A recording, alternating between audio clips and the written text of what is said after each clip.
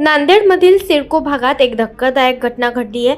वैद्यकीय शिक्षण घेणाऱ्या एका 25 वर्षीय विद्यार्थिनीनं काल दुपारी गळफास घेऊन आपले जीवन संपवलंय। या प्रकरणी राष्ट्रवादीचे प्रदेश सचिव जीवन घोगरे पाटील यांच्यावर आत्महत्येस प्रवृत्त केल्याप्रकरणी आणि अॅट्रॉसिटी अंतर्गत गुन्हा दाखल करण्यात आलेला आहे। सिडको भागातील जीवन घोगरे यांच्या घरात अनधिकृत हॉस्टेल चालवले जात होते आणि या हॉस्टेलमध्ये 40 ते 45 मुली राहत होत्या। आकांक्षा गायकवाड BHMS द्वितीय वर्षात शिकणाऱ्या विद्यार्थिनीनं गळफास घेऊन आत्महत्या केली आहे। मयत आकांक्षाच्या पालकांनी हॉस्टेल चालक जीवन घोगरे यांच्या विरोधात पोलिसात तक्रार दिली आहे। या प्रकरणी घोगरे यांच्या विरोधात आत्महत्येस प्रवृत्त करणे तसेच अॅट्रॉसिटी अंतर्गत गुन्हा दाखल करण्यात आलेला आहे। अधिक तपास ग्रामीण पोलिसांच्या वतीने करण्यात येत आहे। एक वैद्यकीय शिक्षण घेणारी मुलगी वय 25 वर्ष हिने राहत्या हॉस्टेलवर घरामध्ये राहत होती त्या किरायाने तिथे आत्महत्या केलेली आहे।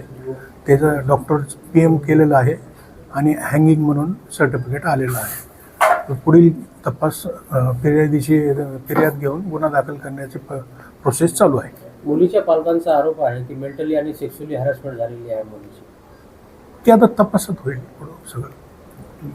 आणि ते हॉस्टेल होतं का? गुन्हा दाखल नाही अजून, तपासात होईल पुढं। हॉस्टेलच्या बाबतीत काय सांगायचं? हॉस्टेल अधिकृत होतं का?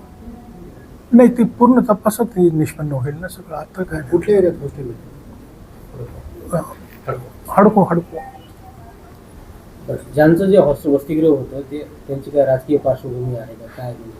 वडिलांचा आरोप आहे मुलीच्या की सेक्शुअली हॅरॅसमेंट होत होती आणि जे घरमालक आहेत म्हणजे वसतिगृह जे चालत होते घरामध्ये ते सगळं तपास निष्पन्न होईल। आताच नाही सांगता येणार काही। सर किती मुले होते हॉस्टेलमध्ये? हॉस्टेलमध्ये किती मुले होते?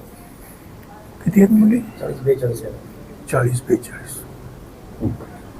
राव गायकवाड राहणार वाजेगाव मातंग समाजाचा असून माझी मुलगी आकांक्षा मुंजाजीराव गायकवाड ही हडको येथील कमल किशोर कदमजी यांच्या मेडिकल कॉलेजमध्ये BHMSला सेकंड इयरला शिकत होती।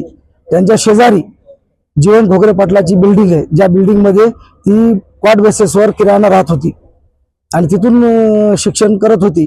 मला 1-1:30च्या दरम्यान कॉल आला, तुमच्या मुलीनं फाशी घेतली। मी जाऊन बघितलं तर ती फाशी घेतल्याचा मला अंदाज कळाला नाही। फाशी नसून तिला मारून लटकवण्यात आले असल्याचा मला संशय आहे। जोपर्यंत त्याचा छडा किंवा तपास लागणार नाही, माझ्या मुलीला न्याय भेटणार नाही, तोपर्यंत मी डेथ बॉडी नेऊन अंत्यसंस्कार करणार नाही आणि इथून उठणारही नाही। कशामुळे मला वाटतं तुम्हाला? फीस काही असो, आता ते फीस होय काय आहे त्याचं माहिती नाही। आता तिथं जे झालं ते कळलं आम्हाला। काय फक्त हुशार मुलगी हुशार होती। आत्महत्या माझी मुलगी करू शकत नाही। तिने का 4-5 दिवसापूर्वी एका दुसऱ्या मुलीला सुद्धा जीव वाचवलाय। नेऊन दवाखान्यामध्ये मेडिसिन तिने घेतलं होतं तर तिला नेऊन दवाखान्यात ऍडमिट करून तिला वाचून घरला घेऊन आलेली मुलगी आहे। माझी मुलगी 25 वर्षाची होती, काही नाबालक नव्हती। ती आत्महत्या करू शकत नाही। तिचा घातपात झालेला आहे, तिला मारून लटकवण्यात आलेला आहे असा माझा पूर्णपणे संशय आहे।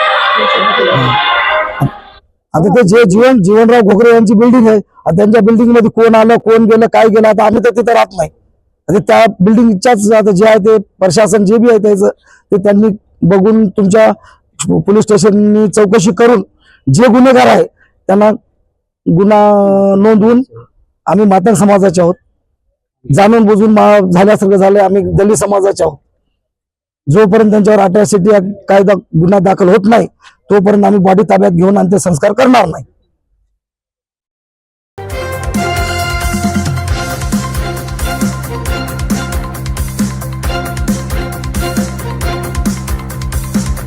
समाज साधना न्यूज, समाजहितासाठी सदैव अग्रेसर।